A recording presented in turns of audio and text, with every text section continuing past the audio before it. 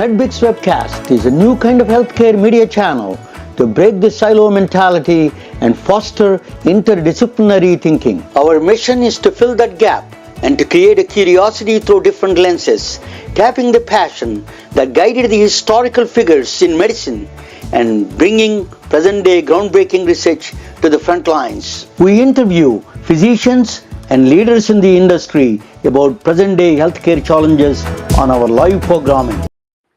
Hey, welcome to the MedBix Webcast. This is Ramana Namaraju. I'm in the desert, 106 degrees, Fahrenheit. Right now the temperature here, 106 degrees Fahrenheit. Unbelievably hot. Is just something is going on in the weather patterns. No question about that. It's serious stuff. So we need to take care of the planet. So I think I'm going to talk about that, a little bit about that actually, how the physics and sciences help in this one. I'm going to talk about the atomic bombs, and then how that nuclear winters, and then the heat that it generates. All those things we can talk about it, because recently there is a movie Oppenheimer released, a very blockbuster movie, Chris Nolan's movie. It's a very Nolan. He does famous movies, scientific movies, and that is one of the movies that is released, like Oppenheimer. You must see. It's very interesting movie. I did watch it, but 3 hours long. It is a really great movie. So actually, before that, I'm going to introduce you something we need to know, a little bit of anesthesiologist.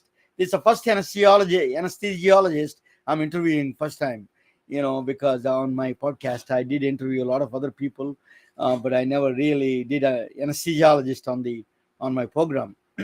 So anesthesiology is very interesting, field. It's interesting field means they're the kind of leaders in the surgical room. When we have a serious problem, when we have surgeries, they are the leaders in the surgical room. They control all the vital signs, what's going on, and what kind of a dosage you get, sleep medicine you get, what time you should wake up, and all those things. They monitor that. So this is nowadays there is a big buzz going on, is that the precision medicine or personalized medicine, but actually anesthesiologists are practicing this personalized medicine for a long time. For decades. In fact, they understand this game of personalized medicine, because they have to give the actual right amount of dosage for that patient, that particular patient. So, but without any further ado, let me introduce you Dr. Piyush Mathur. Is from, he went to the prestigious Armed Forces Institute Medical School in Pune. It's a very prestigious school. He went to medical school there. Then he's an anesthesiologist, practicing anesthesiologist in Cleveland Clinic, another prestigious institution. Let me bring Dr. Mathur to this. Welcome, Dr. Mathur. Welcome to the MedBix Webcast. Dr. Mathur, I don't know what happened. He's disappeared. Is Dr. Mathur? Is something happened? Please rejoin. I tell him.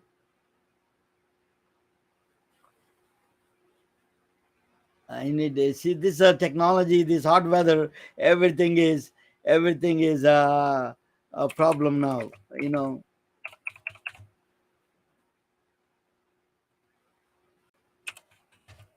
Sorry, guys. This happens. I used to lose my mind, but not anymore. It's part of the technology.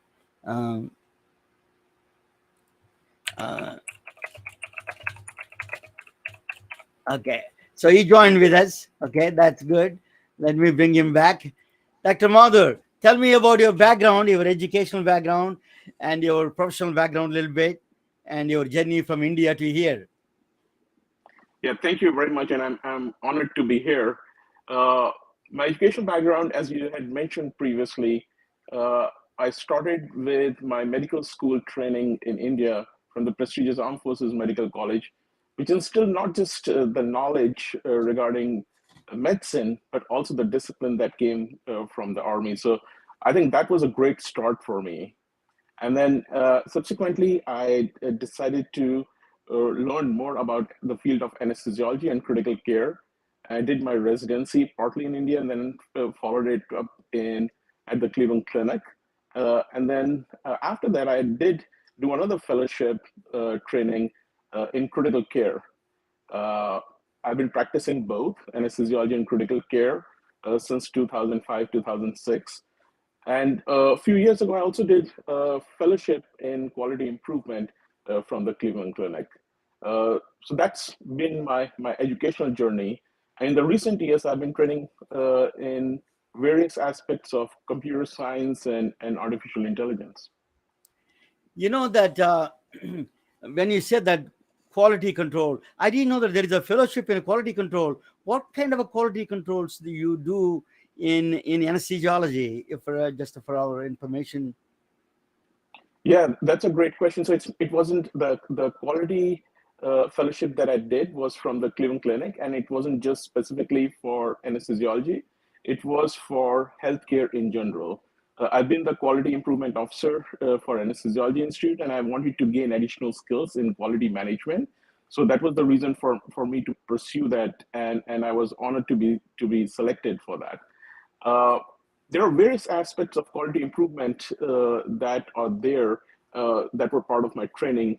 Say, for example, patient safety, risk management, quality improvement, continuous improvement, accreditation. So there are multiple aspects of healthcare quality that I learned from some of the leaders over here and elsewhere. You also did a critical care medicine fellowship. You said usually pulmonologists, I see a lot of them doing a critical care. I never seen too many anesthesiologists doing critical care. Why you think that you needed that to you have that fellowship in the critical care? Yes, I was intrigued by the care of sick patients, and I wanted to make sure that I'm skilled and I'm not afraid of taking care of these sick patients. And I thought that that training would equip me with the skills that I need and the knowledge that I need to take care of the sickest.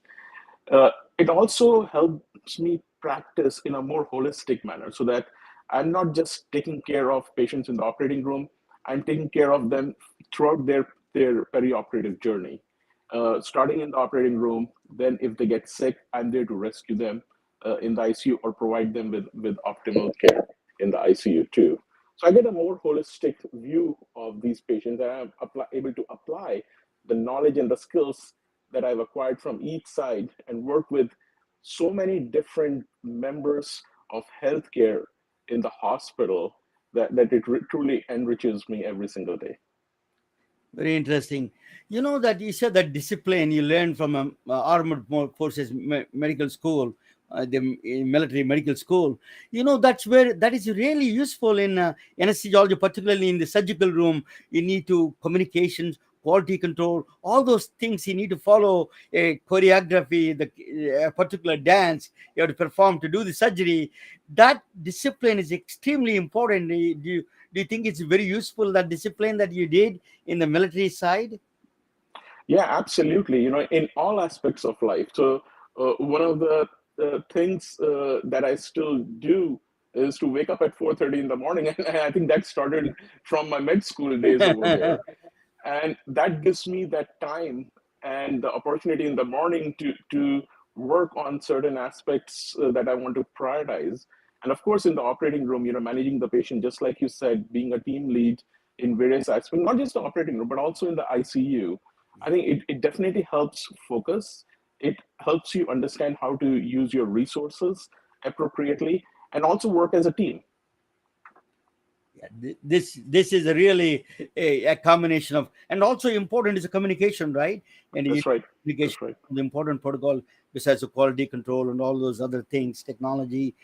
So, I wanted to ask you, in anesthesiology, when you are implementing these electronic medical records, EPIC, and all the other systems, what are the challenges you faced, particularly in anesthesiology, in the ICU, and in the ICU rooms and anesthesiology? That must be very stressful because that is in real time going on. And what are the things that, how do you protect the patient's health at the same time managing the implementing these huge, humongous enterprise systems in healthcare? Yeah, that's a great question. And I think that's one of the key differentiators amongst the different physician groups. So anesthesiologists are one of the few physicians who are technically very savvy with uh, with all the equipment, medications, and they're very hands-on compared to many other healthcare specialties. A lot of physicians in other groups, they might order medications. We actually administer medications. We don't just order medications, we administer those medications. Correct. So we know the pharmacology, we understand how to administer it, and then if there is a problem, then we know how to rescue or solve that problem. Similarly, when we are dealing with devices, unlike many other physicians, we are actually very hands-on with these devices. Now, whether it's a smart pump that we are manipulating, or the complex anesthesia machine that we are managing, or the electronic health record where we are charting, we are doing all these things hands-on in real time. So yes, I think it's a very challenging environment and a very time-sensitive environment for us. But I think our training is exceptional there, and I think it's a self-selected group too in many ways. It's like a select group that goes into this specialty who Mhm. knows that they are going to be doing this, and then they get further training in that. They get this. And if you think about it, there are many of the healthcare specialties that are adopting technology that the anesthesiology as a specialty adopted 2 decades ago. I'll give you a very simple example: checklist. Checklists came into anesthesiology for checking the anesthesia machine in 1970s. Checklists started getting adopted in the rest of the healthcare in around 2000s or so. Not only did we adopt checklists in 1970s to make sure that our anesthesia machines work appropriately, but we also automated it. So now the machines do the automated check to make sure that they are going to be functioning okay. So we use technology to our advantage, and we have been doing this safely for the longest time period. It's one of the safest healthcare specialties, despite taking care of the sickest of the patients and despite managing them in real time. You mentioned a checklist. There is another Indian physician wrote a checklist for the surgery room, all surgical That's right. procedures. Is already the anesthesiologists are quite familiar with the checklist. They are That's already, right. said decades ago, including the precision medicine, personalized medicine. They need to understand that, how the constant watching that patient vital signs. You need to administer right on the spot at that time. In the real time, you have to react right. So That's right. you're really administering the real-time medicine and personalized medicine and the real time. That's the much most challenging. I wanted to ask you, so the main thing is you put the patients in sleep and wake them up in time. This is one of the toughest challenges sometimes. Are there any instances that they don't go to bed easier, they don't go to sleep, or don't wake up fast?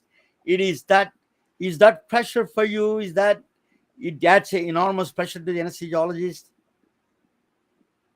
Yeah, I know that's a great question, and I think that's where personalizing the dosing of different medications, titrating those medications to effect to see how the patients are doing, and then administering different groups of medications to the patients, which is personalized as per their plan, is very very important.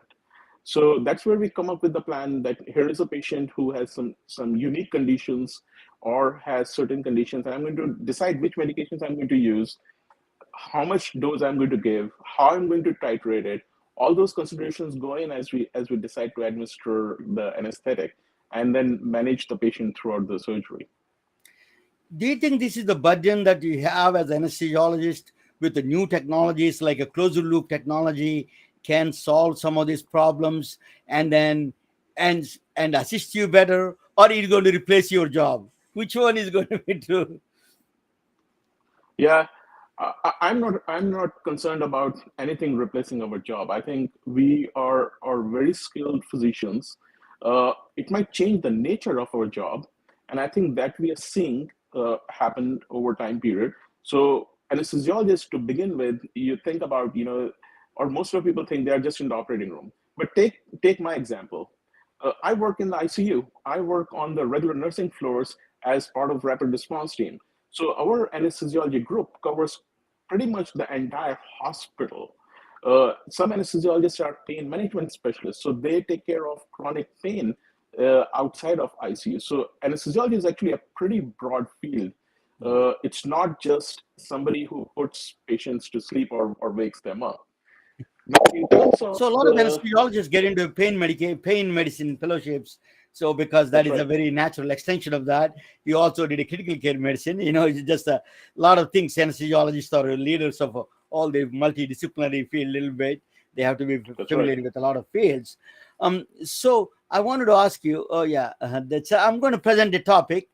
He's going to rejoin again. He's having a little bit of a problem, little bit in general. That technology is still, yeah, he joined the back, and I'm going to we should pull him back. I'm going to present Dr. Mathur. I'm going to present to this topic.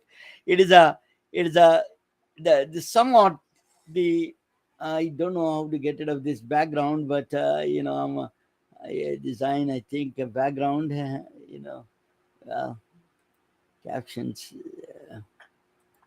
Okay, anyway, sometimes this is a little bit of a yeah.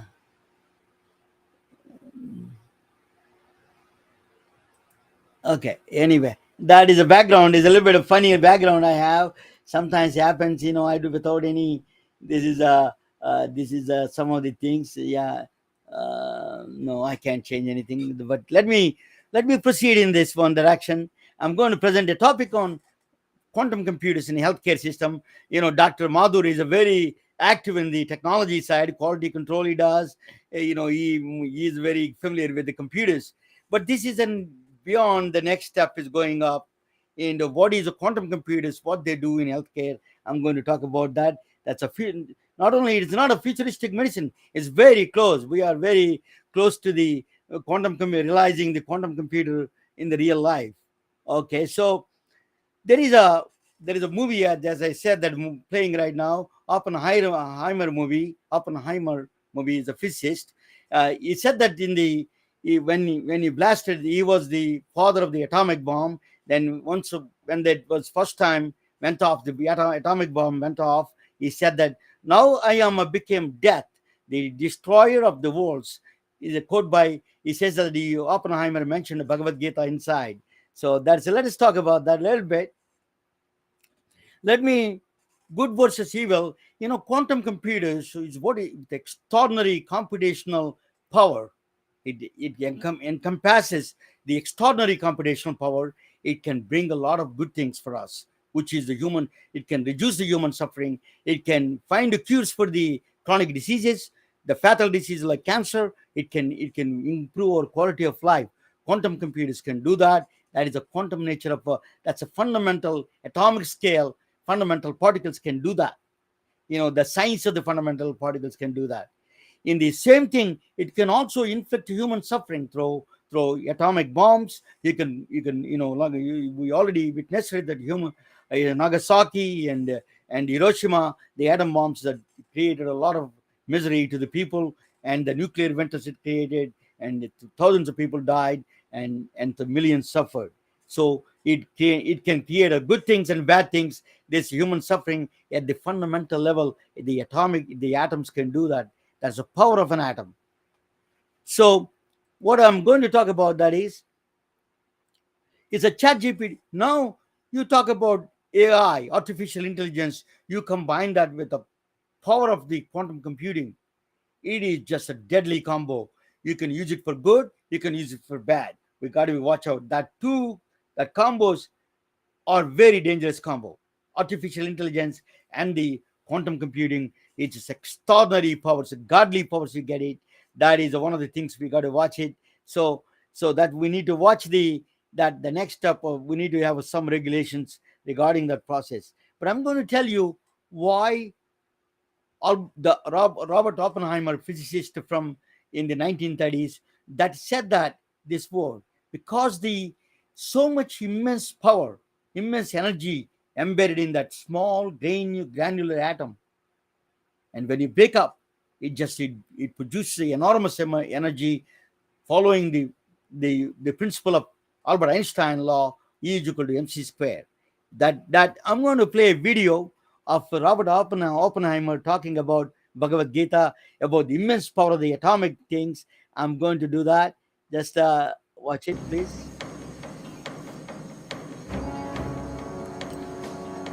We knew the world would not be the same. Few people laughed. Few people cried. Most people were silent. I remembered the line from the Hindu scripture, the Bhagavad Gita. Vishnu is trying to persuade the prince that he should do his duty, and to impress him takes on multi-armed form and says, "Now I am become death."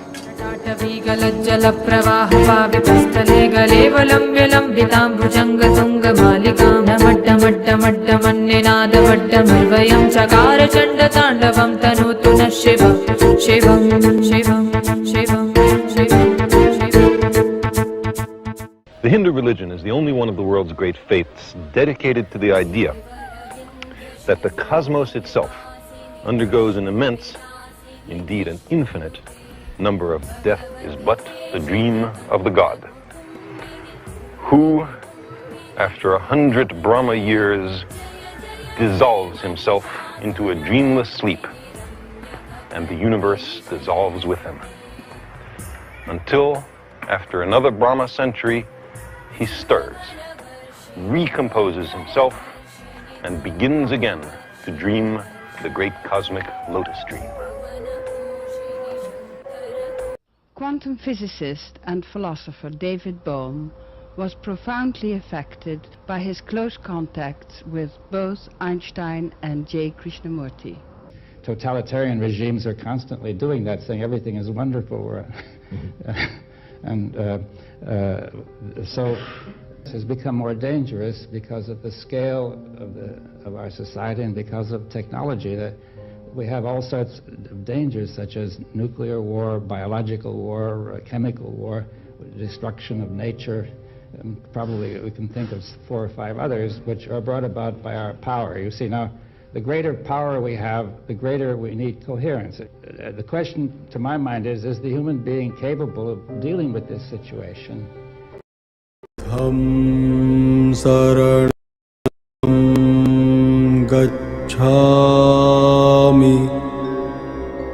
Buddham saranam gacchami.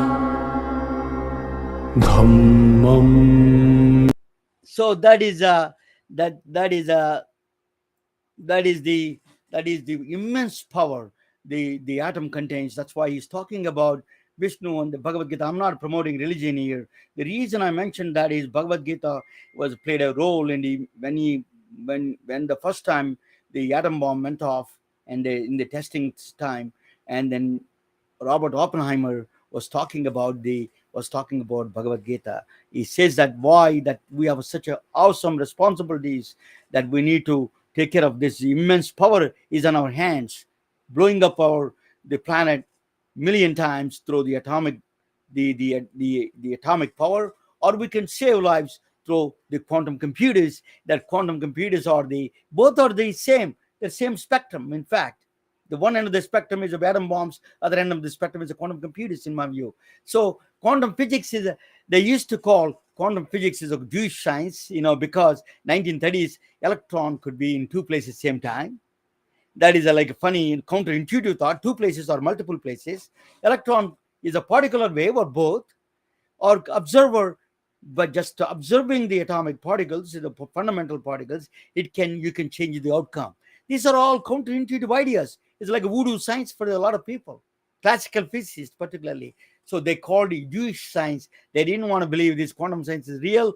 They thought it's a voodoo science. It's kind of a Jewish science. They used to derogatory way. They used to call it Jewish science. But in fact, quantum physics came with a much more with a vengeance and proved beyond the doubt. And every time it went correct 23 decimal points, it went to all the quantum physics proved to be true in every way. So quantum royalty, Oppenheimer, and that's Niels Bohr from Denmark, and Robert Oppenheimer from California, and then Richard Feynman is from New Jersey, and then Enrico Fermi from Italian physicist. They used to be called quantum royalty, but the two American physicists, Robert Oppenheimer and Richard Feynman, are the two physicists. I did already talk about Robert Oppenheimer. Both these two guys are very party kind of guys. They loved women. So these two guys are kind of a fun-loving physicist. That Robert Oppenheimer, he was doing a father of the Manhattan Project. That's what the atomic bomb, atom bomb was tested. That where Richard Feynman was used to work with him in the Manhattan Project. But anyway, the Richard Feynman went on different things. He became a faculty member, but he was a Caltech, a professor in Caltech, and then he used to go to a strip club called Giannoni Club in near Pasadena. He was going there, a Giannoni Club. Then he used to go frequently visit that club. So he is kind of a party guy. As I said, he was born in 1980, as you see, is a 1950s. He's going to strip clubs. He used to write all these physics equations on the drink mats on the bar drink mats. That he used to write scribble all his equations, all his quantum physics equations. They're now sold $5 million in auction. Can you believe that? His scribbles went for $5 million in auction. Oh, that's I wanted to bring Dr. Piyush Mathur. Let me bring him. I don't. Yeah, let me. We have to. Yeah, now I can see both of us. We can watch together. So Feynman lectures are very famous. Big Bang Theory was one of the popular series on television, and then they always frequently mentioned Richard Feynman lectures that you must watch. They are available online. He talks about very simple way, very easy way to understand the gravity and other things. It's very interesting. But it is a if you see all the radiation is all of them are light waves, basically the different frequencies, X-rays and then gamma rays. They're all light waves. They're light. Basically, they're part of the electromagnetic spectrum. Only thing is difference is the a wavelength, the vibrations, the number of vibrations per second. That's all it is. Different. Is no different. They're all same photons. In the way it's called radiation, because the radiation is the electromagnetic spectrum radiation. It goes from gamma rays all the way to the radio waves. In between all of them, visible spectrum is a part of the inside between. So CAT scan X-rays, for example, is a part of the electromagnetic spectrum. Gamma rays is much more higher wavelength. Then in the middle we are, visible wavelength is in the middle. The infrared we cannot see, radio waves and microwaves we cannot see. So these are the things that only a small spectrum of electromagnetic radiation we can able to see. So X-rays and gamma rays are also part of the electromagnetic spectrum, or the other end of the one end of the spectrum. That's where you use to treat cancer or diagnosing, treating cancers, all those things that we do X-rays, we need those radiation things. So what Feynman did was quantum electrodynamics is how the matter interacts with the light. Matter produces the radiation, and it interacts with the bodies and produces another radiation. So matter produces the radiation hits the bodies and then produces another kind of radiation. So it's a cyclic process, and then we can see that the way it does that, this is called quantum electrodynamics. That is really discovered by he is the father of that quantum electrodynamics. He is the Richard Feynman. So basically what it is, if you take an incident light and hit it the atom, it can knock off the electron when you are put in the higher orbit. So the changing in the orbits can cause that radiation can come out. Either if you hit it fast, much more with the strength, then it gives you gamma rays. It gives you with the lighter strength, the output energy is much easier, lighter. In those cases, it is only that X-rays and then visible spectrum they can come. That's why you could able to see you could able to see the light. The reason is that the electromagnetic radiation, that's a part of the quantum electrodynamics. You know, the Richard Feynman won the Nobel Prize for these childlike diagrams. That looks like a color pencil diagrams, but he won the Nobel Prize for that. It gives you the perfect description of the nature, how the light interacts with the matter.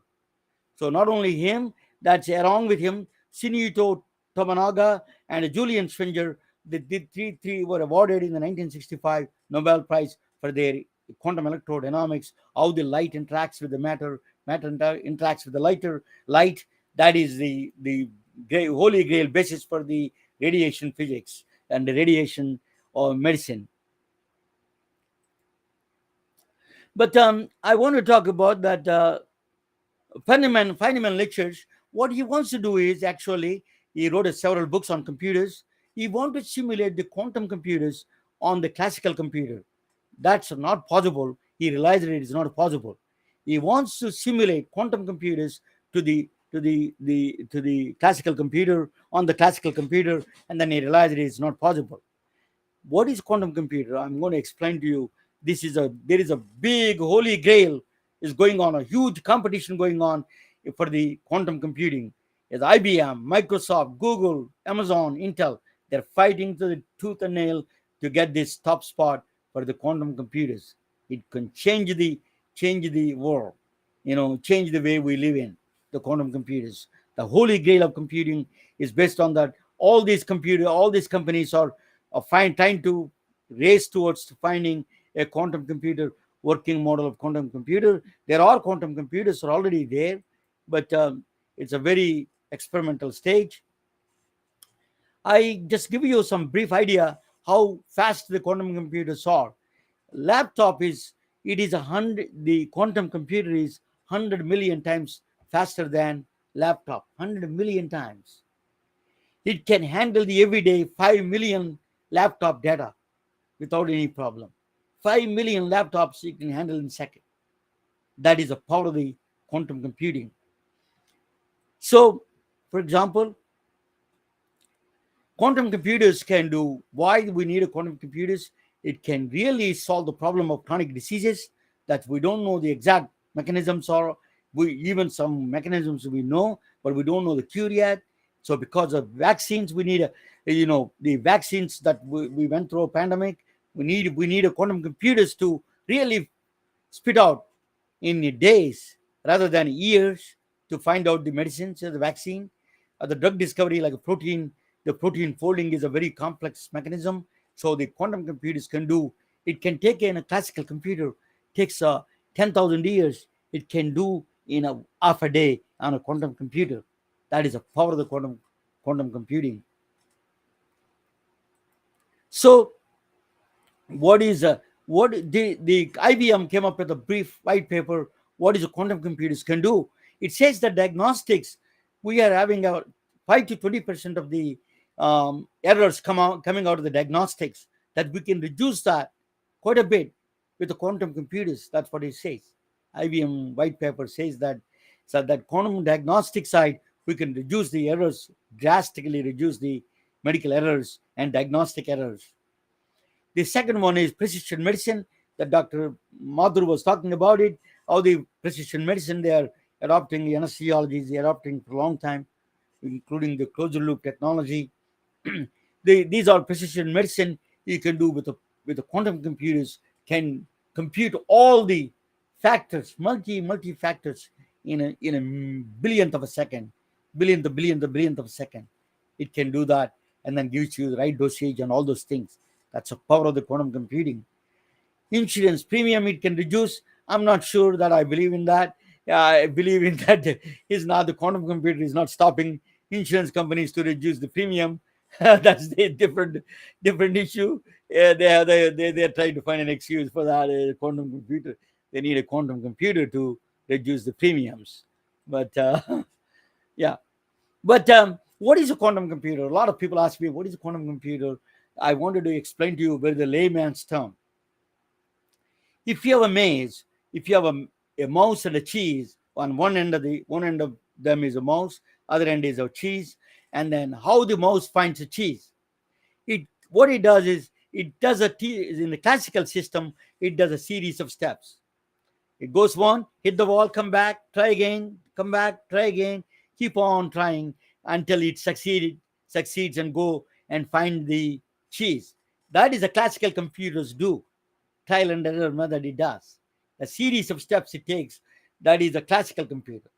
In a quantum computer, it goes strange, very strange. This is just an explanation. You don't take it literally. It is to understand it much easier. I made it easier. So the mouse split into ghost mouses, millions of ghost mouses. It produces all the ghost mouses. They become a ghost. All the number of become they become quite a number of ghosts, and then they travel to the cheese on all possible paths same time, and reach the cheese at the time, and pick up and found out the distance, the direct path, come back and fix that time, fix that path. You understand? It becomes splits into ghost, the go maze, and it travels and creates all possible paths.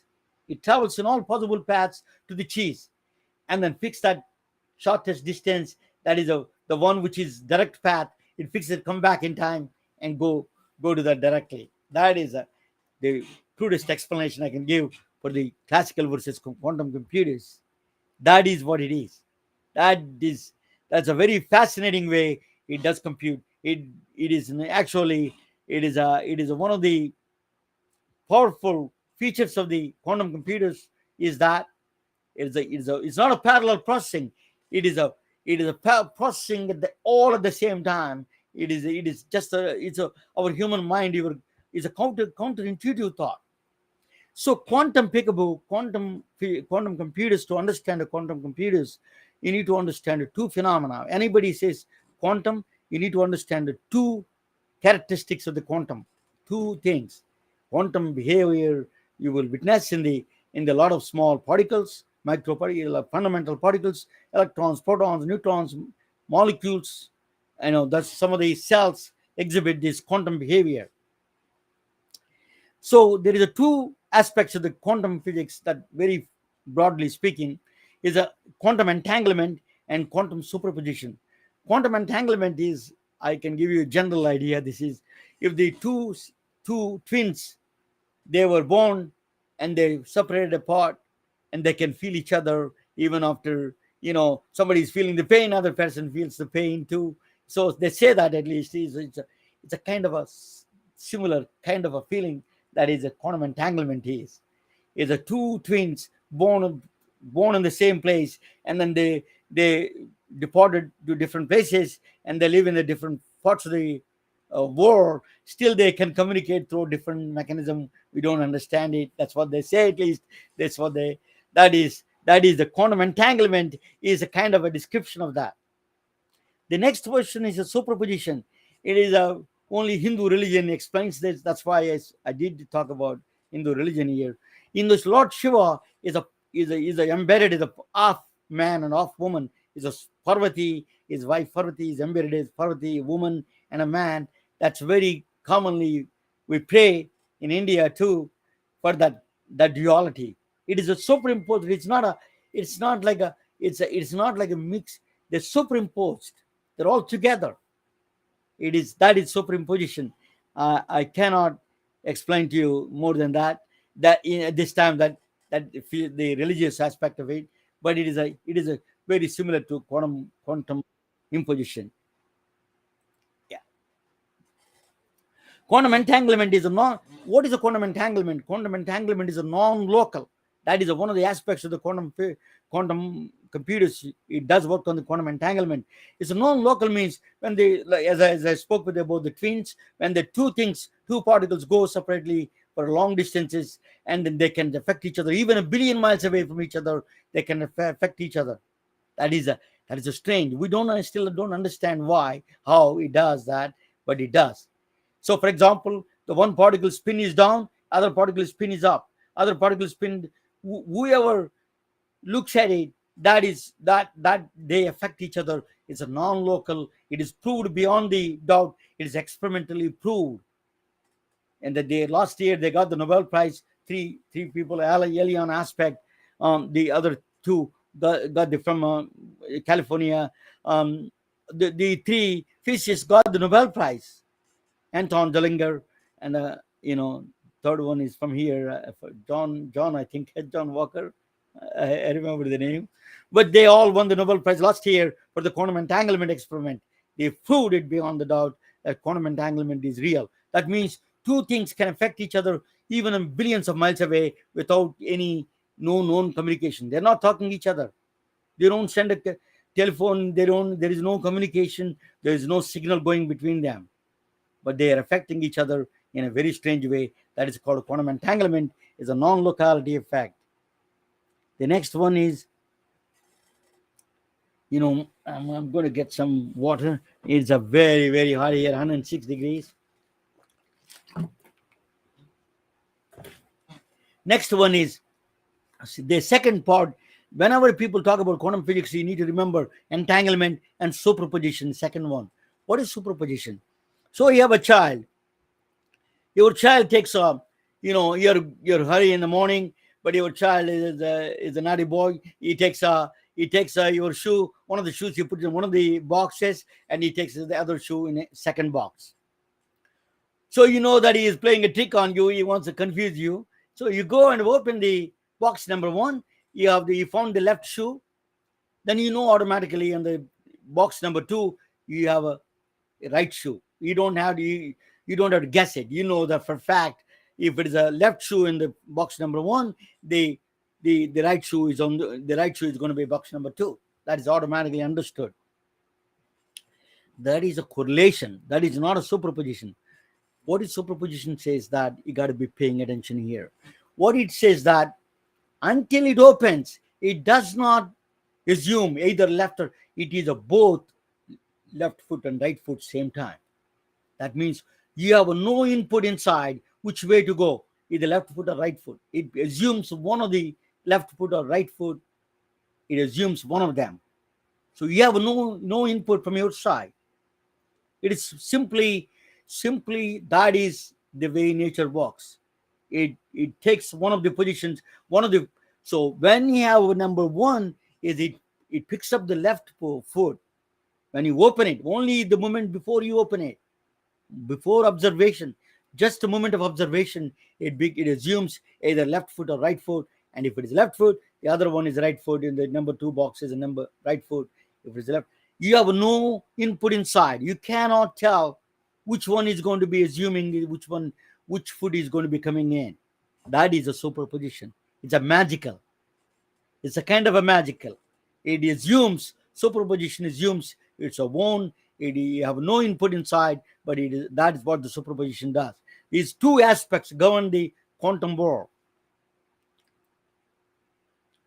So what is the quantum as a qubit? It is a 1 and 0 are the same. They work in they're actually 0 and, in the digital classical bit, the digital computer, you have a 0 and 1. They're separate.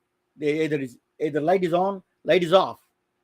In the qubit, 0 and 1, either they're combined them together.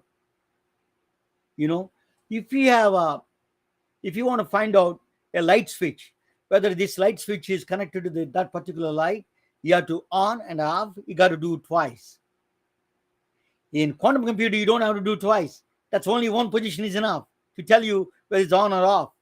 That's the power of the quantum computers.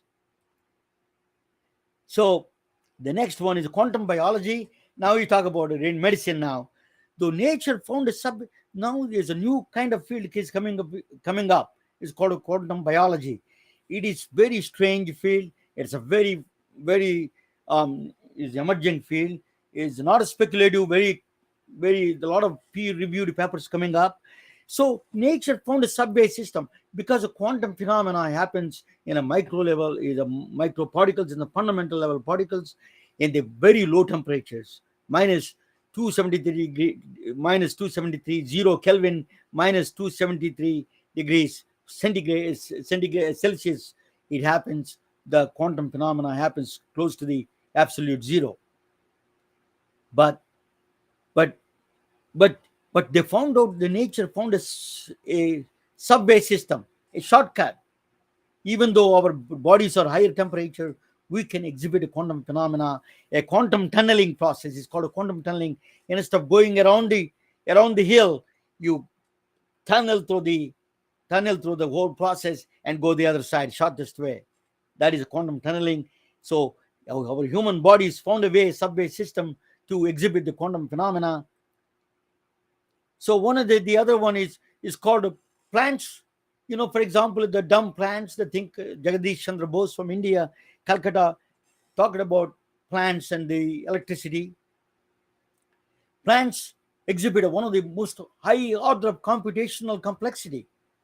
It does a photosynthesis. It changes the carbon dioxide to the oxygen. So when you do that, it is actually goes through a process, a computational process, photosynthesis. In fact, it the exon that is go through a quantum phenomena. That's what they're saying is photosynthesis go through a quantum phenomena to reach the. It's not enough time to reach the exon or the complexity to make a carbon dioxide to oxygen. There's not enough time in a classical physics, through classical physics. You have to do quantum phenomena. It does exhibit a quantum phenomena through the photosynthesis, and then do that. For example, I will give you one example of that photosynthesis.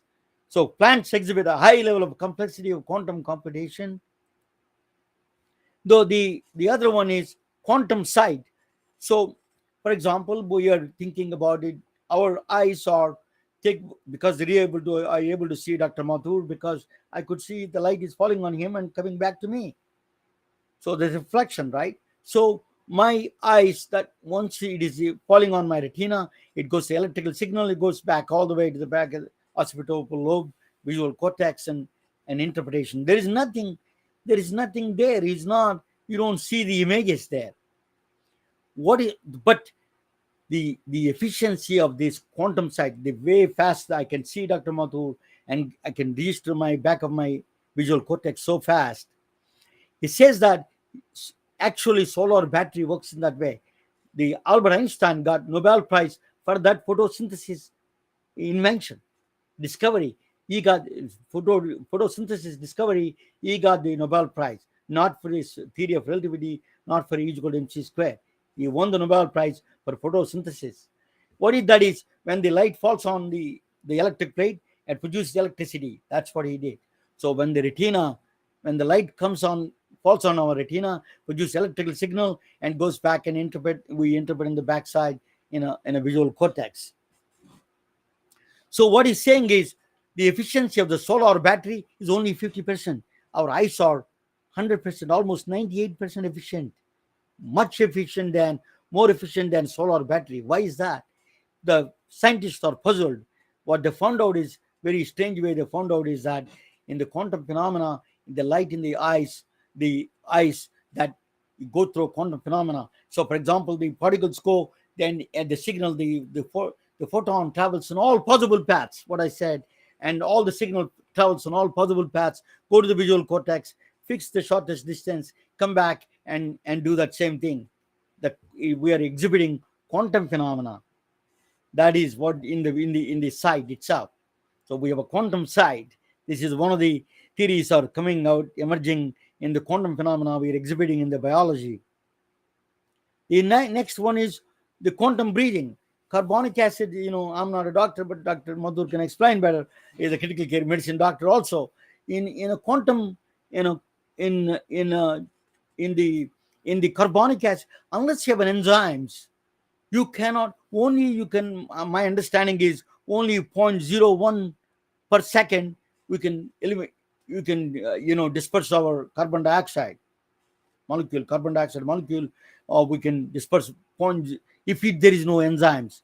Because of the enzymes, we do 100,000 per second. So we need enzymes. The enzymes work on a very strange, sometimes they exhibit the quantum phenomena.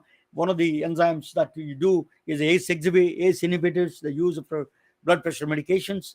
Judith Kliman from University of Berkeley, she won the Nobel Prize also, and then she won the honor of in the White House with Obama. In fact, she was honored. So she was one of the preeminent researcher in the in the enzyme physics, in the enzyme phenomena, quantum phenomena of enzymes, that she contributed quite a bit.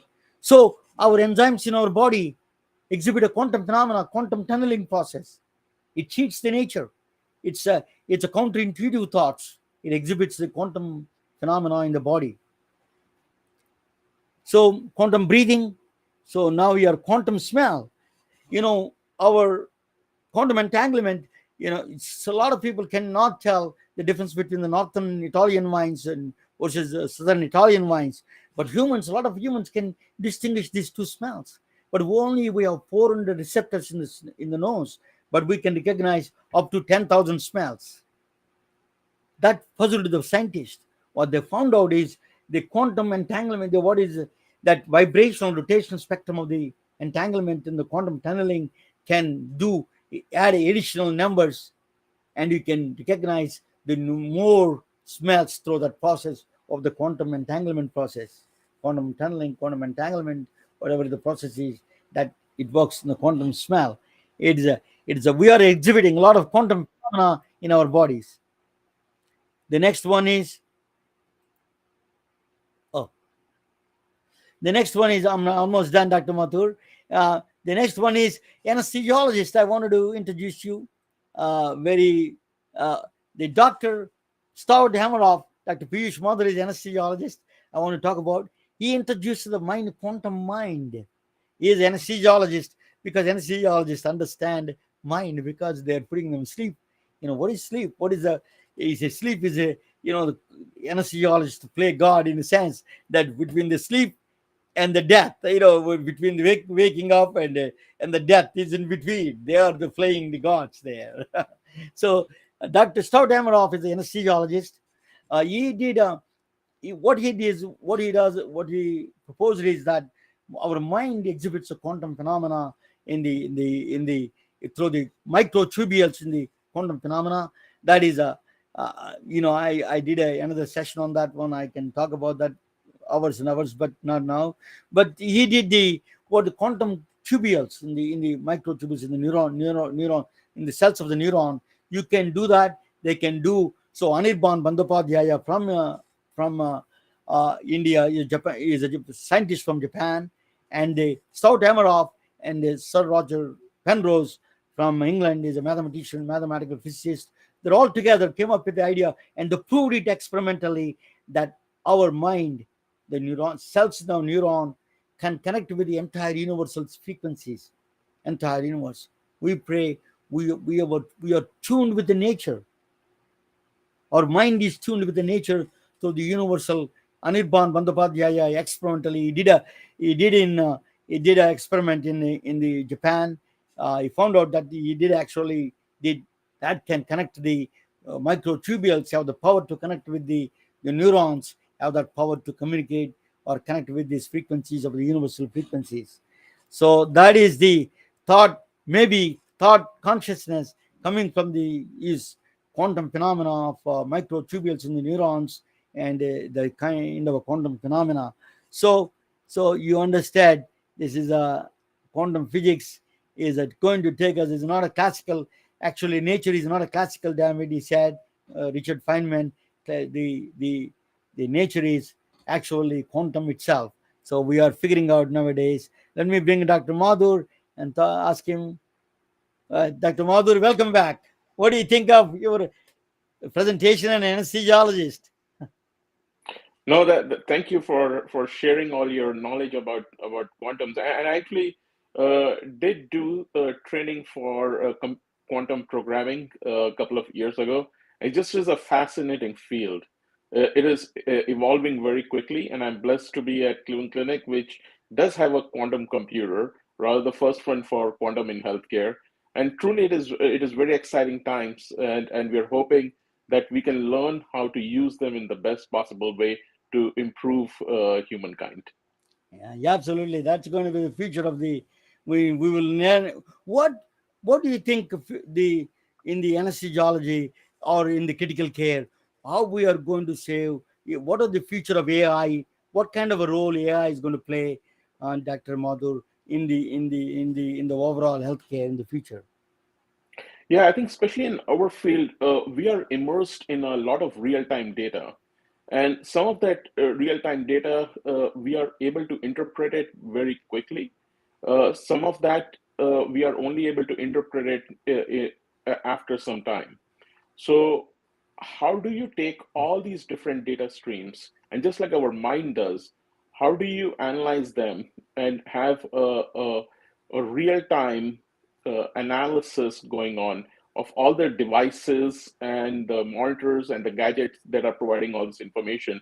I think that's where AI and quantum computer comes in, that it's going to synthesize all this data into meaningful information. And that's where a lot of work is going on, and that's where the future is for Yeah. application of AI. So yeah, let me bring you back. Sorry that I lost you. Sorry that. Oh yeah. Okay. So you think that the anesthesiology, the device, are there any devices coming up, a new kind of devices? I heard a lot about pharmaceutical industry maybe coming up with the new drugs. But any new devices coming on the anesthesiology side, including like a closed loop technology, which is a best. Both of them are probably closed loop technology is one of them. I think that is the one. That's right. Closed loop technology is one of them, where it's being heavily researched, especially in Europe. It has been trialed in US too, not with that much success, but I think maybe there needs to be a little bit more research done for the appropriate application of some of these technologies. And that's where there is further research that is going on. And not just about closed loop, but also closed loop precision delivery of medication. So Yeah. how can it precisely deliver it for your individualized therapy and individualized benefit? That is the purpose of the because constantly monitoring and fast enough and catch up the any vital signs changing any parameters of the human body, then immediately change the dosage and all those things, right? Well, not just that, we're also discovering newer patterns from already existing data that we were collecting. So previously, we used to look at EKG and we used to capture some information out of it, or we used to do retinal exam and we used to capture some information about it. But now with AI, we are able to discover different patterns that exist and capture even more newer information. So to give you an example, now you might be able to look at the retinal exam and be able to tell what the patient's blood pressure might be. You might be able to look at a retinal exam and be able to predict the risk of cardiovascular disease in those patients. So we are discovering patterns using AI that we otherwise would not have done so, and are able to predict different states or different diseases through that analysis. You are truly a blessing. Thank you so much. You gave a wealth of information, Dr. Mathur. It is a, anesthesiology is a very critical field. When everybody meets, they don't meet their director. So by the time you wake up, you're gone probably, in the surgery, but you're always a director behind the scene. We are always know that we are you're saving our lives. But And we are actually always there from the very beginning till the end. We are always there to take care of our patients. absolutely. Truly, is there any final message you want to say? Truly an honor and talk with you. Just anything you want to say about your field? 1 second, 30 seconds. Yeah, no, I would say that these are very exciting times for us. And with these new technologies, I'm very optimistic about a brighter future. Thank you. Thank you. Thank you for joining me. It's truly an honor and a privilege, sir. Thank you for joining with me. Thank you. You take care. Thank you. Bye.